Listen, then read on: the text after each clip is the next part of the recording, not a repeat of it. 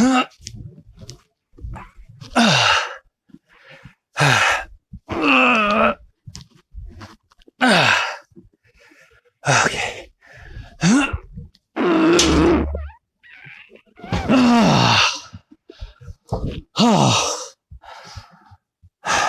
Yep.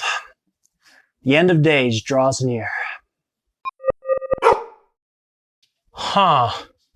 Yeah, no, I don't think it's gonna work. This case is really big.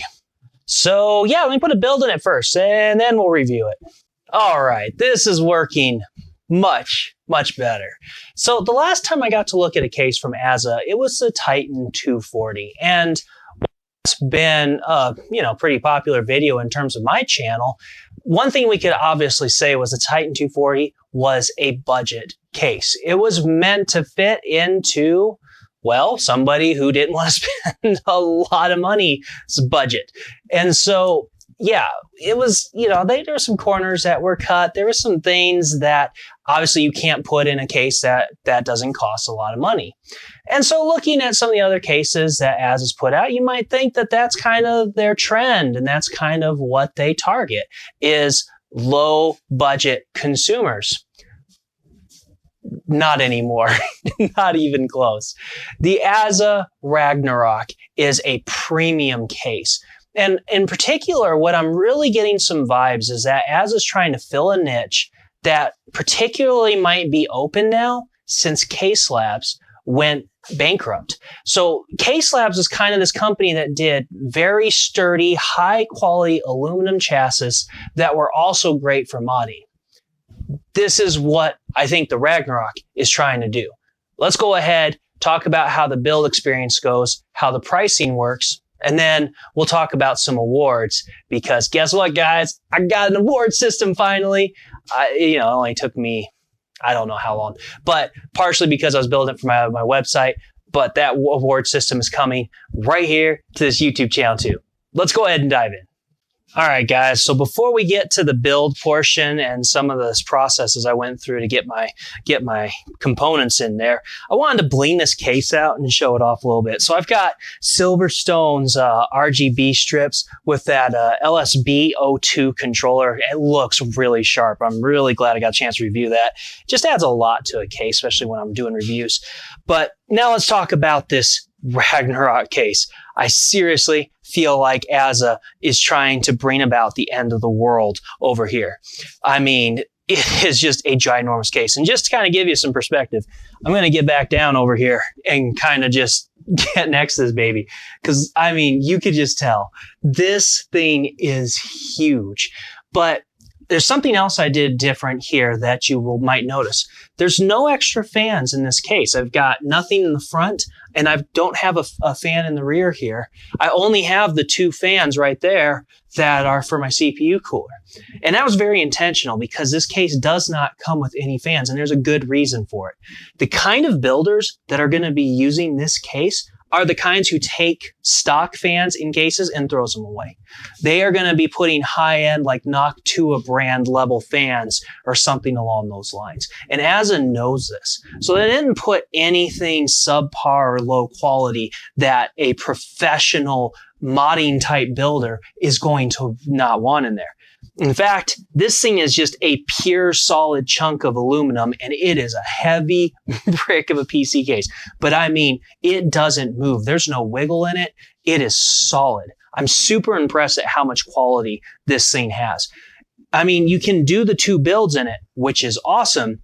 But even if you're just a custom loop kind of person who likes modding your case, I'm telling you, this guy is going to have some huge potential. So yeah, anyway, that's all I kind of wanted to point out. I wanted to show you guys off some lights, show off the case a little bit. Let's go ahead and talk about some more details now with my build process. All right, guys. So when I was putting this case kind of together, I mean, you don't have to put it totally together, but there's a few parts you have to screw on so that you can mount the glass panels and just, a few things like that have to be happening. Well, I think about the only things you really had to do aside from putting the build in. But while I was doing a closer look, I realized something that's really interesting. For starters, This entire case could be taken apart piece by piece by a Phillips head screwdriver. And I don't think I've ever really seen that before on an actual enclosed case like that. You know, a lot of cases, even if they have a pretty good amount of modular capabilities, they're still going to have something riveted, like the back panel to the motherboard tray or something. But this case, I mean, you could just take a Phillips head screwdriver, pull every piece apart. And I mean, if you're talking about modding, that's fantastic. Yeah, inside tons and tons and tons of room. I mean, this thing isn't just meant for a typical build. I mean, you can put up to 3 lengthy radiators. On the top, you can fit up to a 420 millimeter. Well, let's see, is that right? Okay, guys, remember my math. So what's 360 plus 120? That's a 480 millimeter rad. So 4 fans in a row on the top. And if you choose to do the 140 millimeter fan or 140 width radiator, you can do a 3 fan length of those, which is, I believe that's the 420, right? Right? You just correct my math in the comments below. My baby was sick this weekend. My brain doesn't work right now. Point is either 4 120 millimeter fans or 3 140 millimeter fans in the top. That's amazing. Of course, you can do a 360 rad in the front, and you can even do like a 240 rad down the side. So, sorry guys, my doggy's being my doggy. So yeah, all right, go on. All right. So yeah, I mean, tons and tons of space in this case. Of course, the bottom part now, guys, I didn't have a mini ITX. I so wish I could have shown that off. If I had a good mini ITX board, I would have installed one in there. But right here in the bottom, you can install a mini ITX system. It has the motherboard cutout right here, and it even has a slot for 1 vertical mount GPU. So it's not just that you can install a mini ITX motherboard there, you can also have a graphics card with that mini ITX motherboard, and the card would be facing right out there. Kind of fantastic. In fact, hold that thought for a second. Voila! I just installed a 3rd graphics card in there just to show they can be done. And considering the fact that I actually run Crossfire, so, you know, I've got 2 cards already in my main system, the fact that I've got 2 main cards and I'm still able to fit a 3rd card in there pretty comfortably, and with plenty of space from the glass as well, not bad. Not bad at all. This case has a ton of space. And the glass panels, they look really nice. They leave it kind of as an open air design. So you're probably not going to have a lot of airflow issues with any kind of fans that you put in here. Now, when I got to the actual build apart, putting the power supply in was a bit tricky. So the shroud, even though you can take it apart, you have to take a lot of panels, like at least some side panels and stuff. You can't just take like one simple piece of the shroud out and put your power supply in. So there's a back plate that you have to unscrew, and then you screw that back plate to the power supply, then you slide the power supply in. That part's not bad. But when I had to get my cables to run up and manage them through the slots in the back so I could get it to the rest of my components, that's when it was a little tricky. I had to hold the power supply out, reach my hand in, and kind of stuff things through. There might have been a better way to do it, but I couldn't see any obvious way in the instructions. They didn't have like, you know, really super great instructions or anything. So it wasn't like terrible, but it's just one of those things where it's like, if they would have had a cutout on the back side where you could easily reach your hand in for cable management, that would have helped a ton. But outside of that, there was plenty of room for the power supply. And I mean, you got one power supply you can put up front. You have a cable extension that goes to this other side, and you can install another power supply on this side. But that cable extension goes to the back here so that both of your power plugs are out the back. So you don't have to worry about having a cord sticking out the front of your case looking sloppy. So that was an excellent amount of forethought, a lot of great design there. Now, once I got past the power supply, I got that in, I put my motherboard and CPU cooler combo in because, you know, why take the CPU cooler off if I don't have to? And as you would expect with gob tons of space, is just gently set the motherboard in, put the cooler off to I have plenty of room right here on the sides to set the cooler down. And so then once I get it installed, I've got all this room. I love how much space they had for CPU coolers. As you can see, my CPU cooler is completely raised above the motherboard. And I really like that design feature. So once I got that, I put my solid state disk in. Solid state disk is just, right there in the front, and you just screw some screws right into the back, and there's some of the spacers, like the case has like some built-in bumps, so that'll space your solid state disk off the motherboard tray. So that was really simple, really easy. The cable management slot there was just perfectly spaced, so I could easily put my SATA cable and power, plug it in, no problem. After that, throwing the graphics cards in, easy, just as expected. And then it was down to cable management. Now, I did my cable management job. My cable management jobs are always kind of rushed and not super tied down, because I have to take these builds in and out of cases, and I actually got another Azza case coming up right after this one. So as you can see, it's not going to look most amazing. There is tons and tons of room back there, but this case is meant for people like with custom cables doing like legit, really planning everything out.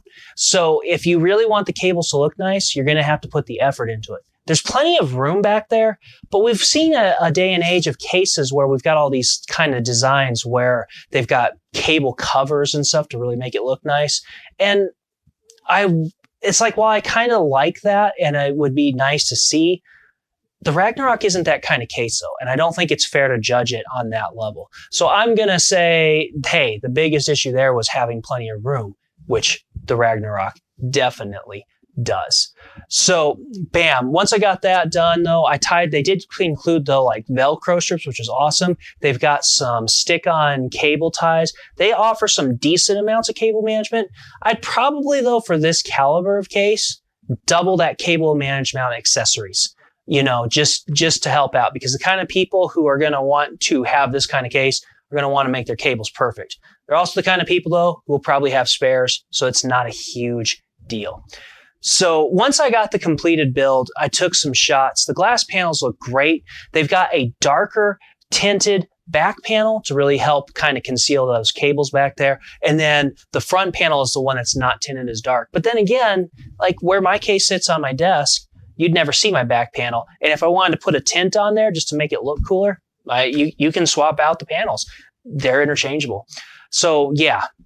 Panels are really easy to put on. The only thing I would have liked to have seen a little differently is maybe having thumb screws instead of an Allen wrench situation. Because then you could just easily, without a tool, just put them in there. But Azza includes the Allen wrench, and the bolts stick into the Allen wrench really good, so it's actually really easy to screw them in. Wasn't a big concern to me. So guys, the build experience on this thing, this is an incredibly functional case. I really, really like it. The other thing that I really like is the style.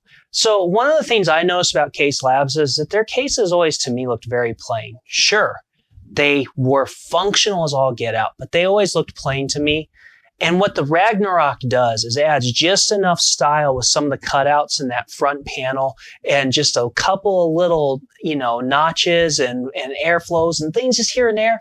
That looks really sharp. I really like the style Azza put into this case. Now, I didn't remember, I looked through and I thought I saw an MSRP. I thought this was going to be a fairly pricey case, and I am sure it is, because it has a lot of aluminum and it's going to cost a pretty penny. I'm going to just assume right off the bat that this is not going to be a value case. It's just, there's no way. It's not that it isn't worth it. This is some super high quality, but this isn't going to be the case that's going to be a great, amazing value and save you a ton of cash either. And that's understandable. No big deal. But when it comes to functionality, it's fantastic. And when it comes to style, I think Azza did a A+ job on style.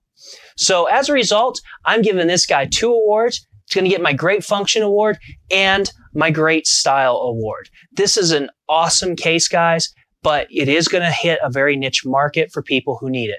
Azza is proving that they are not just a budget company, though. This is premier work. They did an excellent job. Thank you, Azza, for sending this out. This was an honor to review. This is an excellent case. I was very impressed. I hope you guys liked the review as well. Let me know if you have any questions in the comments below, and I can try to help out as best I can. And I will catch you later.